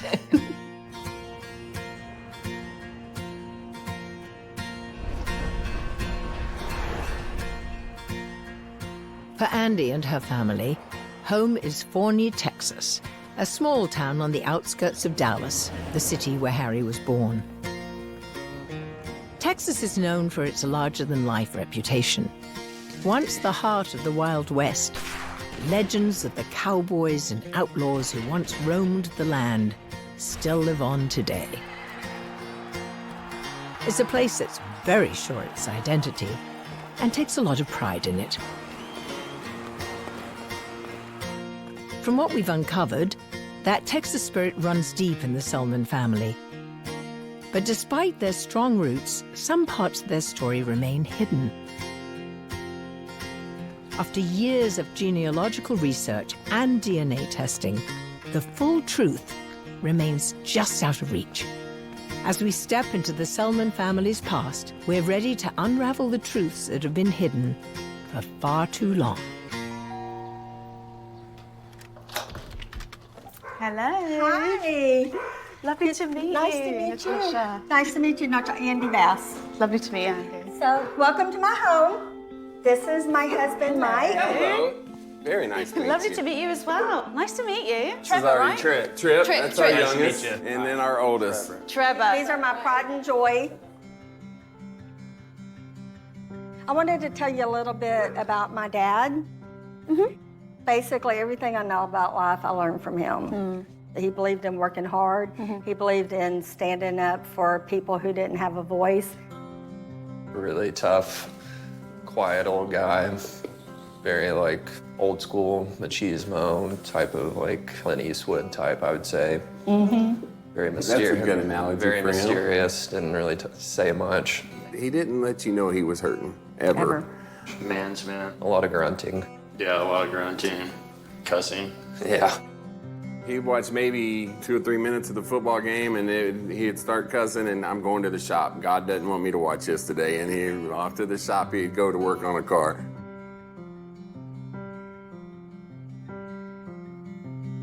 We were starting to piece together Harry's story. But to solve the mystery of his paternity, we needed to investigate the world that shaped him. Harry grew up in Dallas in the 1930s, long after the Wild West had faded, though remnants of that era still lingered across the city. Reminders of a time when cowboys and gunslingers ruled the streets, visiting saloons and brothels along their way. Harry would have grown up hearing tales of gunfights, high-stakes gambling, and shootouts by infamous outlaws, especially the one who shared his family name. John Selman was an outlaw. I'd always heard that we are directly related to them, maybe by an uncle or a cousin. Dallas has a very nefarious history. It was the Wild Wild West. From Doc Holliday to John Wesley Hardin to the Bass Brothers to the Selman gang. I know that Billy the Kid came through here. Ugh. The mystique of the outlaw runs deep in the Selman's family history. But to fully understand Harry's childhood and the curious circumstances surrounding his adoption, we needed to dig deeper. Oh, yeah. So this is baby Harry. My father was adopted, and he didn't know who his birth father was. He was essentially an orphan. I've heard rumors, and also my dad never really said it. I know he knew, but his mother worked in a brothel around the time he was born. So he was always worried that he was maybe part of a transaction, a business transaction. Wow. Discovering that Harry's birth mother, Radha, worked in a brothel was unexpected. However, the revelation did fit into the Wild West way of life. Our genealogists dove into the few available records to piece together Radha's story. Radha had 7 children. 6 were born during her 2 marriages. Her youngest was Harry, born in 1935. Radha tragically died a year later. After her death, her eldest daughter, Mary Evelyn, took Harry in. Not long after, she married Cy, and together they adopted Harry, making him legally a Selman. But the question of Harry's biological father remained hidden and unspoken for many years, until Aunt Hazel reopened the case. So, who was Aunt Hazel? That was Cy's sister. She was the storyteller. I loved this, just sit and listen to her tell tales. Maybe they were a little bit tall, who knows? I was about 17 years old, and we just struck up a friendship and a common love for family history. And I asked her about my dad, and she said, well, you know, Si really is Harry's father. So she planted that seed, but no one really ever paid attention to her like that because she liked to tell a lot of stories. Just comparing, I just wonder if my dad ever had an urge to just kind of see something in a picture that said, oh, that's me. And not knowing who his father was, I just wonder what it was like not to be able to look at your dad and say, this is me. I wonder if he felt like he belonged.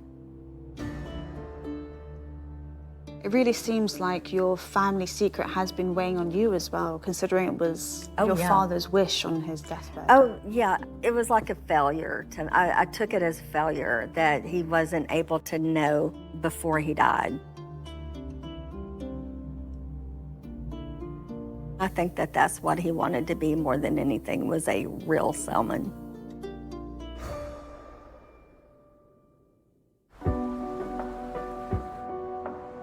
Before Harry passed away in 2019, Andy managed to track down his adoption records. However, the original birth certificate and any clue to his biological father's identity remained out of reach. Our investigation confirmed a startling fact. The state of Texas had no record of Harry's birth. Without a birth certificate, our next step was DNA testing. But without a sample from Harry himself, we turned to Andy, hoping her DNA might finally unlock the truth. Natasha, how are things going so far in Forney? Oh, it's going really well. The family are so lovely. Well, I have some news to share with you. Our experts have started the examination of Andy's DNA. And the first thing we learned is that Radha is definitely Harry's biological mother. That's one thing we can say for sure. Brilliant.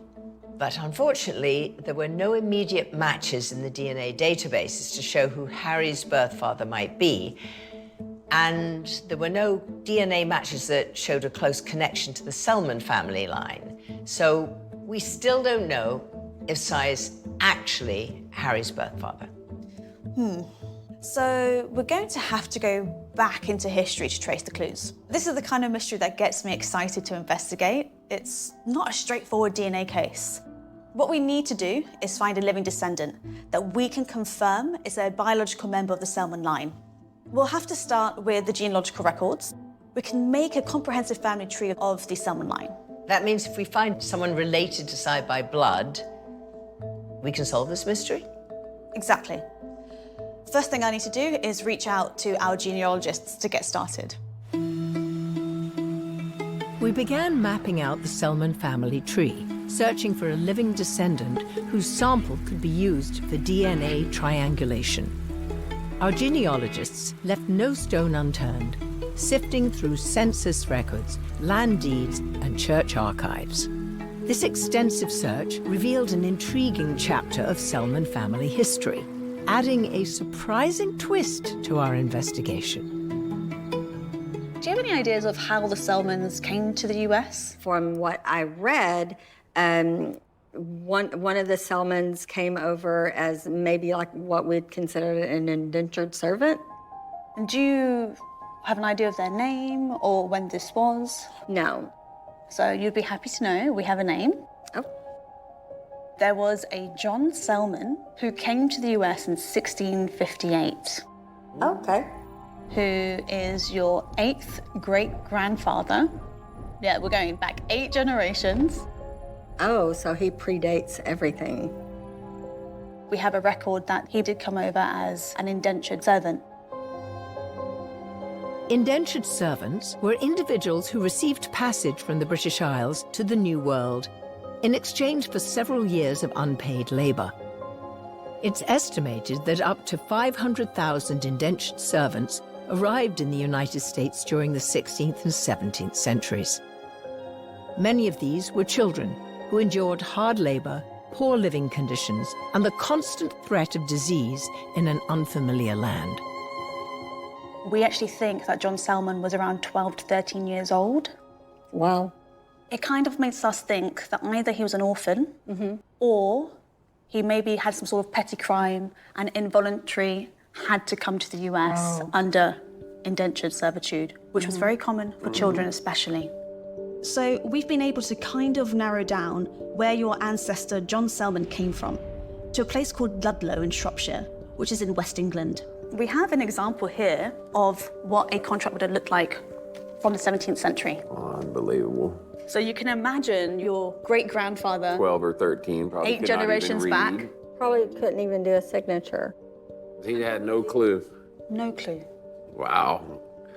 Brave little boy. He could have ran away. He could have done a lot of things. What we see is that John Selman worked as a tobacco planter. John actually marries the daughter of his Smart master. Oh. That's unbelievable. John Selman is given 50 acres of land once his indentured servitude ends. He ends up in Maryland and he expands it into 900 acres. And not only does he do that, we see that he is somewhat one of the forefathers of what you know as Maryland today. I had no idea. As Maryland today? As Maryland today. Unbelievable. Whatever he did, he saw opportunities and he was fortunate enough to actually be able to become a success story, like a rags to riches. Wow. Wow. So we're a very old name. I didn't know that they did that. It's pretty cool. We discovered a long-forgotten chapter of the Selman family's past.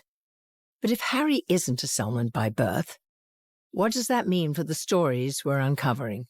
Will these discoveries still hold weight? Or will Andy's search lead to other unexpected revelations? To find more answers, Andy's bringing Natasha to meet Jessica, her niece and Harry's granddaughter.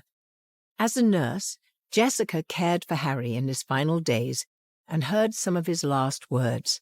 Perhaps in those words lies a confession or a thread we could pull at to unravel this mystery. Hello. Hello. Guess who's here? Hi.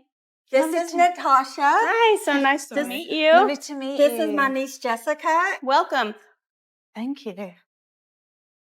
Such a beautiful home you have. Thank you so much. So, this is Rebel. He is 9. Oh, so gorgeous. Look at your eyes. He was well named because he is my troublemaker. I thought he was going to prepare me for motherhood, and I was correct. Yes. Andy and I were kind of talking about your grandfather, Harry, and she mentioned that you were his main caregiver during his final moments. Yes. Did your Papa, Harry, ever speak about not knowing his birth father? I mean, he didn't really talk to me a lot about his childhood, and that's just not something that we ever brought up until he was in his last days in the hospital. It was something that was fresh on his mind, even though, you know, this was his beginning. He was still thinking about it at his end. I think knowing this would have really put the bow on his life and made his life feel complete. Though Jessica could recall no deathbed confessions to help our search, it was clear how much Harry and his mystery had affected her. I spent a lot of time at Mimi and Papa's house growing up. I went over there every weekend as a kid. I might cry. Go ahead. I miss them.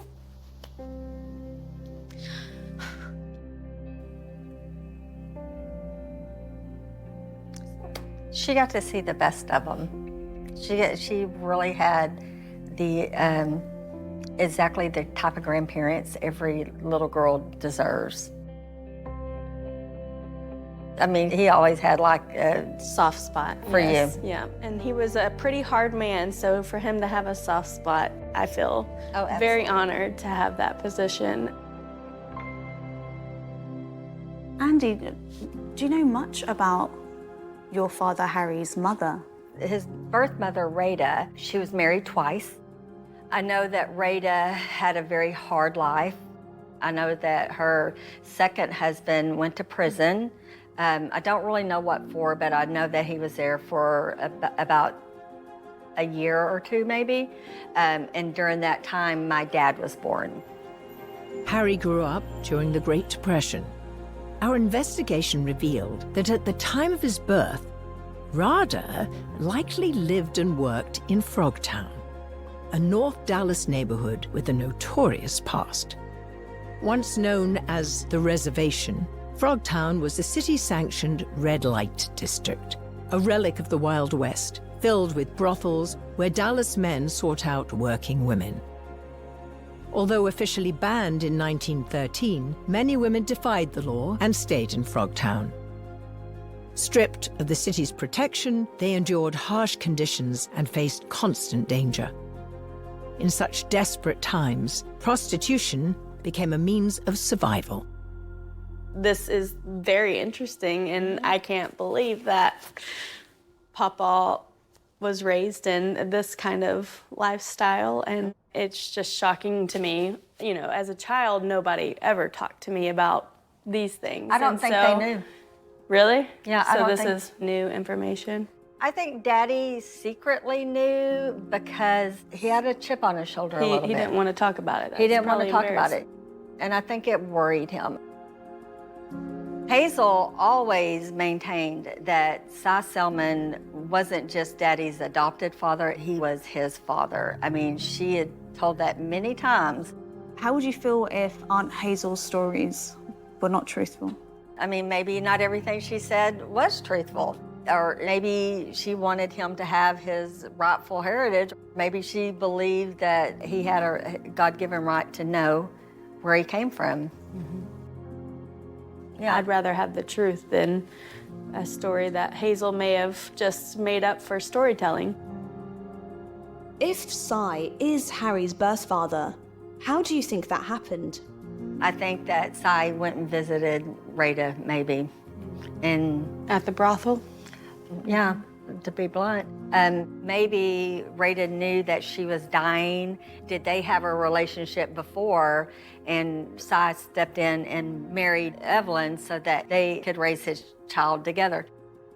He called her Mother, Evelyn. He said, I know Mother knew about Rada, but she would never tell me. So she took it to her grave. She literally Papa's secret, she took it to her grave. Or maybe she really didn't know. There could be that too. I mean, why do people keep secrets? Secrets, I mean, that's where shame hides. My feelings about Papa being from prostitution are mixed. I'm not, like, ashamed, maybe a little embarrassed, but I'm sure he was too. Do you ever think, looking back, especially on Harry's upbringing, on the choices they made, yes, they were, you know, his mother was a sex worker, but was that not maybe as a form of survival? I've never thought of it from that perspective, and you're right. I mean, it was at the end of the Depression, and not having a male figure to make your money. I mean, I know back in those days it wasn't easy for women to find work. Really, did she have any other option other than to do brothel work?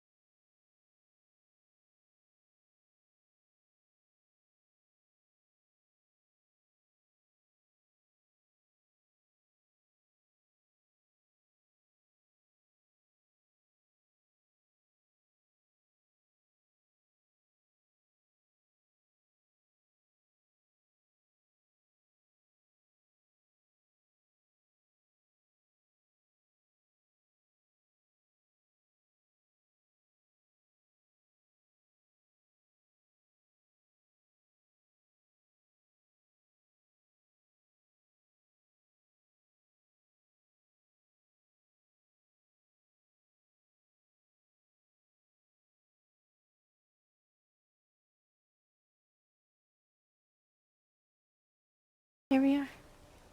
Wow. Oh, wow. She was young.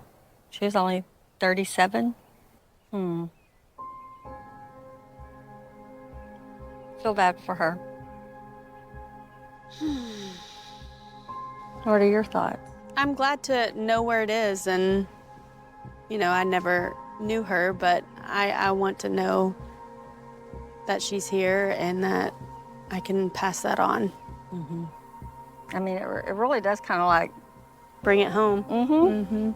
It's something I've seen in pictures, but now it's real. She's real. Not just a story. Not just a story. She's real.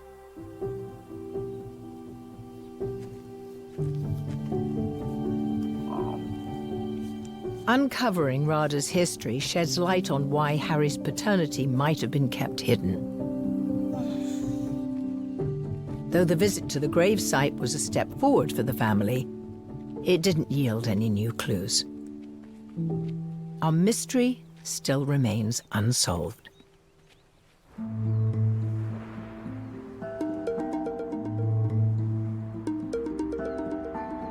Natasha, how have things been going since the last time we talked? Oh, it's been going so well. We actually visited the cemetery site of Radha with the family, and it was such a beautiful moment. What about the search for the Selman DNA? So I've heard from our genealogists, and they've created a comprehensive family tree for the Selman line, which means we've been able to trace the lines of all of Sai's siblings to look for living descendants. So those samples would be the ones to prove if Sai is Harry's father? Yes. Did we find any? We actually found 30 living descendants. We've reached out to all of them to ask if they would be willing to share a DNA sample with us too. Wait, we've asked for their DNA to solve a mystery for a complete stranger? We did. Did any of them say yes? Well, a lot of people we reached out to did not respond. As you can imagine, it's pretty random. But we still have one more phone call to make. So we might finally know for sure if Harry is a Selman. Fingers crossed. After reaching out to 30 of Sai's distant cousins, we secured not just one, but 2 potential samples of Selman DNA. As we waited for the test results, our focus shifted to Andy's grandfather, Sai. Could his past hold even more secrets? This is Granddaddy. And he bought all the granddaughter's ponies. What I remember of him, he was quiet, he was tall, he dressed very well. He either had a cowboy hat or a fedora. A fedora. But he always wore boots and he always wore a button-up. What type of work did Sai do?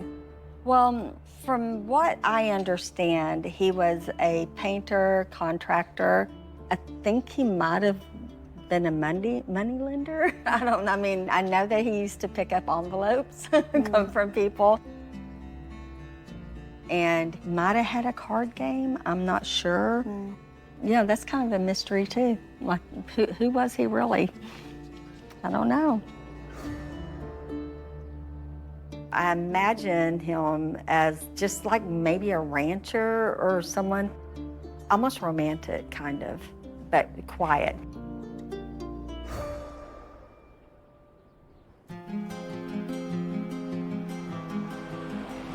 Our search into Sai turned up very few records. Confirming Andy's suspicion, Sai was always careful to keep his cards close to his chest.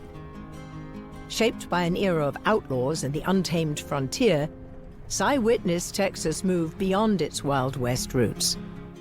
Perhaps he concealed Harry's paternity to protect him from a past that no longer fit the changing times. Although Sai passed away long before Andy's sons, Trip and Trevor, were born, the family legends from his time still left a mark on their life.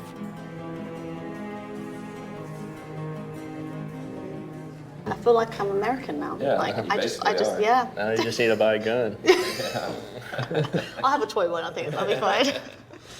In terms of being from Texas, I think of the Wild West. So for you, growing up here, having that history, what does that mean to you?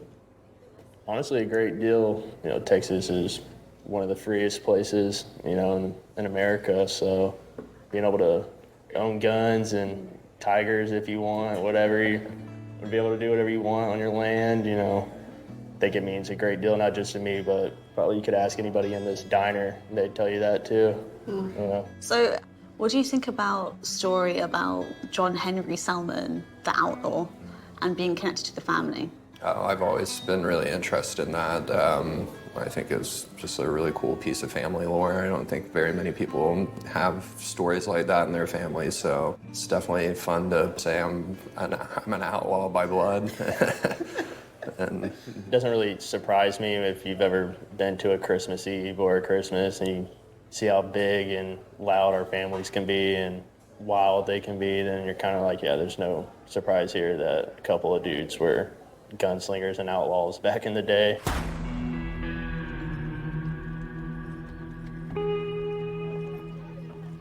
John Selman was a notorious name in the Wild West, known for his double life as both an outlaw and a lawman. Selman gained infamy with the brutal killing of fellow gunfighter John Wesley Harding, whom he shot in the back of the head in a Texas saloon in 1895. The clash between Selman and Harding was legendary across the West, though Selman's true motivation for the deadly act remains disputed. With Harding's violent reputation and his claims of killing at least 40 men, some believe that eliminating Harding was Selman's way of taking the law into his own hands. Now, there's definitely a running theme when we've ever talked about the Selmans, and that's outlaws. Do you believe those stories? I believe, as a child, I believed them wholeheartedly. I think it just kind of adds to the mystique and the lore of everything. It's part of your story. It's important to us because it's what we were told. It was our history. Now, I guess it's a little pride involved because they're people that are known and people know their names, so yeah. I mean, in Texas, it's a big deal.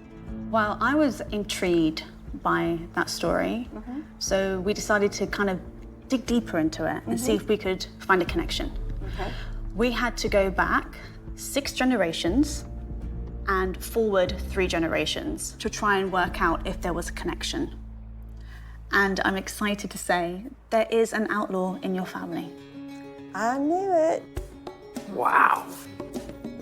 We were able to find a Benjamin Selman, and he had 2 sons. And from there we have John Henry Selman, the outlaw. Wow. That's cool. Wow. That would make you, Andy, with your adopted family line, John Henry Selman's 3rd cousin 4 times removed. There you go. There was the connection. So how does it feel to have an infamous outlaw in your family? I like the fact that we are connected to Texas history. So it makes me happy. So cool. Well, that's so neat. Cool.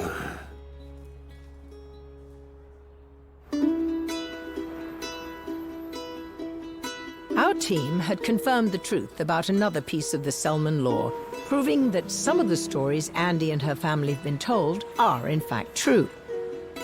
But the search isn't over yet. With this new truth unveiled, will the final revelation about Harry's paternity match the long-held rumors? Or could it overturn the story entirely? Hi, Natasha. Hey, Jane. Hi. Well, it's great to see you. So with some genealogical research, I can't believe we've gone from very little evidence to a full family tree of the Selman line. And even convinced a stranger to give us their DNA along the way. I don't know if I would do that. I just think it's so amazing that one tiny clue can answer a question like this and so fundamentally change people's lives. And guess what? I have good news for you. Are the results finally in? They are. But like everything so far, it's not straightforward. You see, we tested our volunteer's DNA, and we can confirm that he is related to Cy Selman. But we're comparing his DNA sample to Andy's, And if Andy is a Selman by blood, that's a pretty distant familial relationship. Right, yes. I mean, the way that these cases are solved is a little bit different. So we're going to be having to compare something called centimorgans. It's basically where two DNA samples are shared, and it's like a process of DNA triangulation. So I'm going to have a look at the results in more detail to see if it's a match. So we're not giving up. It sounds like we're getting just a little bit closer. I have faith.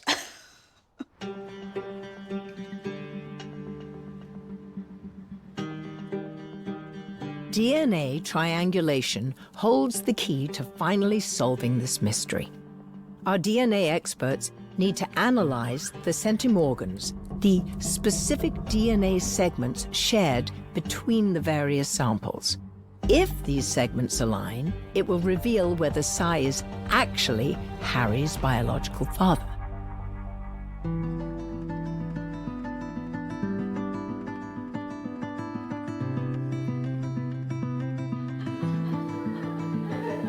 Now that the DNA analysis is complete, Andy has gathered the entire Selman family to hear the truth together. After years of hidden secrets, the big question remains, will these revelations confirm that their storied family legacy, marked by an outlaw past, is truly written in their DNA? Or is it like so many other stories of the Wild West, simply a tall tale on the verge of unraveling?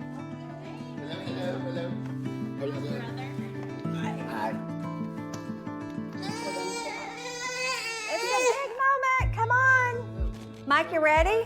Where's Trippy? Where's Trevor? Come on, guys.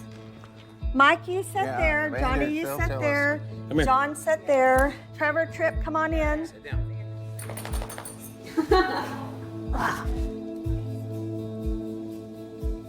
How are you feeling? I'm excited. I'm still just like ready to know. I know it's been a long journey to get here. So I want to share some of the processes because we don't have Harry Selman's DNA. But as you know, Andy, we did take your DNA. Unfortunately, we were not able to find any immediate matches to reveal Harry's biological father. However, our experts were able to create an in-depth family tree of the candidates of what we believe to be Harry's potential father. But we still needed DNA to prove what our experts believed. We spent weeks reaching out to potential family members throughout the US to give their DNA to help solve your mystery. Now, one of those was a match to Harry's DNA. Wow. So that told us that Harry was a Selman and that Cy was his biological father. I knew it. He was right. Wow. I knew it. Yeah. Wow. Oh, that's good. Yep. We're Selmans. I'm just happy for him. Because he was so proud of the family name. I wish he'd known, but I'm so happy for him. He knows. He knows. I don't know why Cy didn't tell him. And maybe that's not for me to know. It was not your, as Maybe your daddy that's would not my say, business. that's not your business. Your business was to find this out, and you accomplished it. Yeah. Thank job. you. Thank you so much. This is cool. God love Hazel. I'm so happy for her. She's the truth teller. So you guys have a nefarious legacy to be both proud of, and let's not add to it. Let's let this the outlaw part. Let's let that in the That die past. down. But there, not only was it the outlaw part, but we're farmers, we're statesmen, we're business owners. The indentured servant is Yeah, the part that we're gets me. resilient. That That's the come word. from that. A family trait that has definitely been passed down. Resilience. Absolutely. Yeah, I think all of us have a little bit of resilience. Thank you. Thank you so much. Thank you.